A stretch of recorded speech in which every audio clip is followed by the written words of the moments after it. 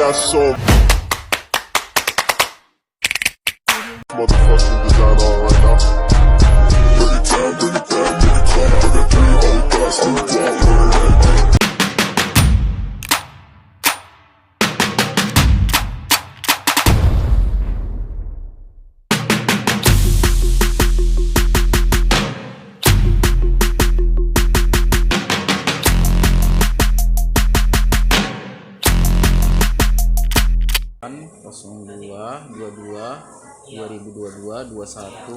Kosong 2003. Adapun Bapak di sini sebagai guru atau wali kelas di kelas 6C.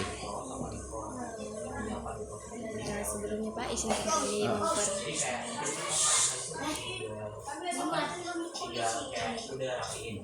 Pak, yang udah kepentingan tuh Mbak. Bang, keluar. sebelumnya Pak izinkan kami memperkenalkan diri kami. Nama saya Angelika Sirota. Nama saya Rasita Murna. Nama saya Putri Nabila. Mau langsung saja kita masuk ke pertanyaannya Boleh, ya Pak. boleh.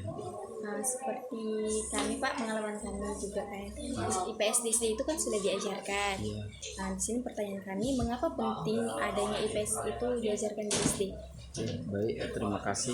Jadi di sini untuk kelas 6 sendiri kan di kelas 6 itu kan kami di kelas 6 kan pakai kurikulum 2013. Jadi kurikulum Merdeka ini memang sudah diterapkan di sekolah kita untuk kelas 1 dan kelas 4.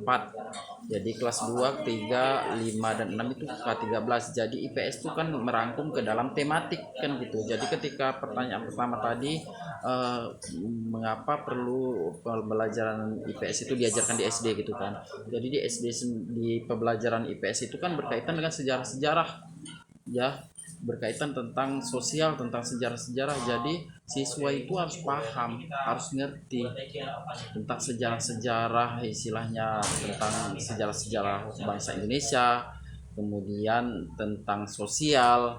Itulah makanya sangat penting. Jadi kenapa kita pun sebagai guru sebelum kita mulai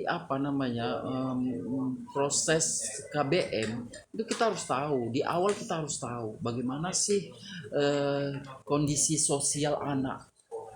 Tujuannya apa? Tujuannya itu kita biar istilahnya lebih paham mengenal anak itu sejauh mana tingkat keberhasilannya, sejauh mana bagaimana kita membuat peta konsep biar anak itu semangat dalam belajar.